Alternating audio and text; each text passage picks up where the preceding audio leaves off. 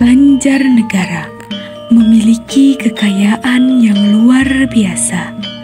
Selain memiliki sumber daya alam dengan pemandangan yang indah, terdapat banyak kekayaan warisan budaya yang menunjukkan identitas jati diri leluhur bangsa. Salah satunya adalah kesenian berupa tarian yang berasal dari Dieng Kulon Banjarnegara, yaitu tari rampak yakso Pringgon Dani.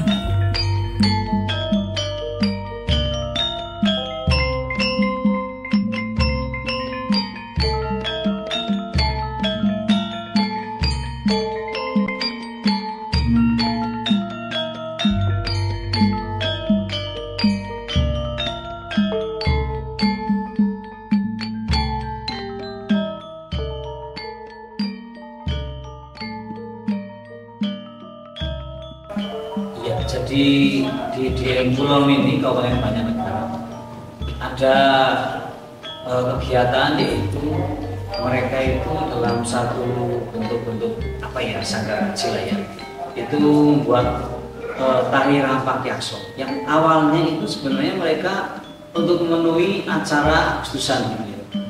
Jadi setiap RT itu menampilkan unggulan masing-masing. Nah, salah satu RT yang ada di Dieng Kulon, desa Dieng Kulon itu membuat ide, yaitu tari rampak yakso yang pada waktu itu dicetuskan oleh Bapak Untung Muljono kurang lebih tahun 2015. Tahun 2015 tercetus ada tari rampak yakso di Dieng Kulon.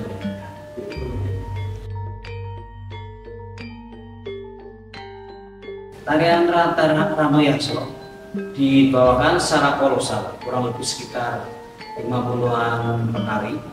Situ penarian laki-laki semua. Terus ada satu yang berperan sebagai Garut Kaca, ada yang berperan sebagai Prabu Sekiku dan Oloprajon dari Kerajaan Giling-Gusi.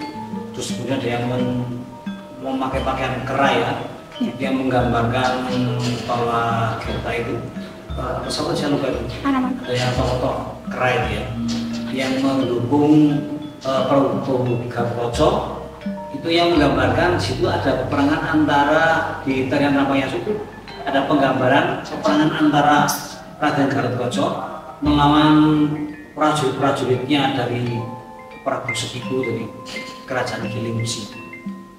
Karena di dalam cerita itu sempat terjadi huru-hara yang disebutkan oleh Oloprajono di Kahyangan, sehingga diutuslah oleh para dewata Raden Gatot untuk meredakan atau untuk mengalahkan musuh atau Prabu Sekiku dari Kerajaan Giling-Gusi.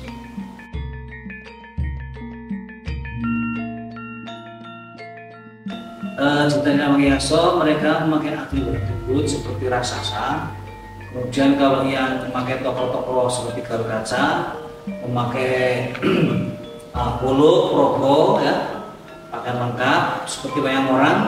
Kemudian yang buto-buto itu dengan pakaian lengkap dengan irah-irahan buto, kemudian dengan make-up seperti raksasa, kemudian dari kaki sampai atas kostumnya termasuk lengkap, dan kemudian ada gending yang mengiringi di situ, yaitu gending seperti biasa itu peros kontrol ya.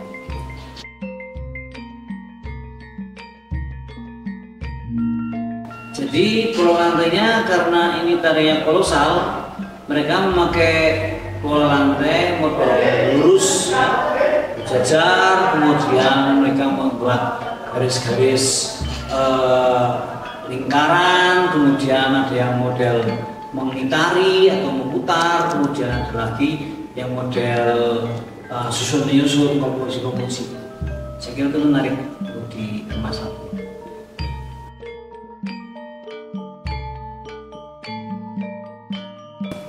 Biasanya melakukan doa bersama. Kalau ritual yang khusus pakai sesaji atau apa itu tidak, tapi ada doa-doa yang secara bersama pada Allah yang Maha Kuasa.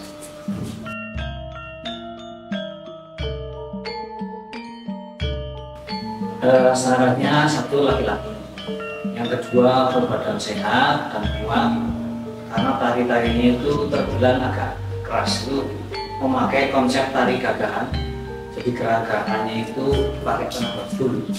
Kemudian memainkannya itu durasinya tidak seperti durasi tari yang pada umumnya cukup 5 atau 10 menit, itu tidak ada syarat sampai 20 menit atau mungkin 25 menit.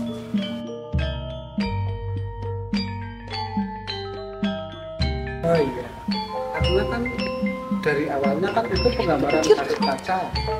Gatut Kaca itu Satria Brahmini itu laki-laki. Ini nanti kalau bisa juga penari perempuan, tapi harus ganda. Tuh, ada bisa juga tari dilakukan. Pokoknya itu intinya tarian itu gagah dan kostumnya juga laki-laki. Jadi Gatut Kaca itu laki-laki, jadi kita juga akan lihat perempuan. Kalau perempuan kan lemah gemulai, banyak itu. Tapi ada orang laki-laki perempuan yang bisa tariannya gagah, mungkin kalau di sekolah tari juga itu bisa namanya gagah. Mungkin penggambaran itu karena satu Kaca itu pakai rompi, pakai kusuma, kemudian pakai progo yang kalau untuk terbang, kemudian pakai jaman, itu jadi harus gagah.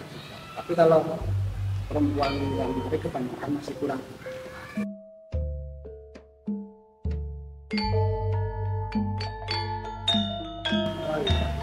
Itu dari kesenian tambak laksa itu pengembangannya paling harapan di bidang gerak, karena yang pertama Rantah Yakso itu satria yang itu cuma gerakannya hanya yang namanya kiprahan itu ya seperti menjejak kekuatan, itu seperti itu. Jadi gerakan-gerakan yang isinya itu mungkin nanti akan ditambahkan dengan, kalau dulu saya membuat ada perangan juga. Jadi untuk lebih mantapnya ada perangan, kemudian ada ceritanya, karena biar tahu itu tidak hanya buta semua, tapi mungkin lahirnya ada Gatut Kacanya juga. Jadi nanti perkembangannya itu paling dimodifikasi biar tidak bosan yang melihat, bukan hanya buta tapi ada tokoh Gatut Kacanya tampil juga, itu jadi akan lebih bagus.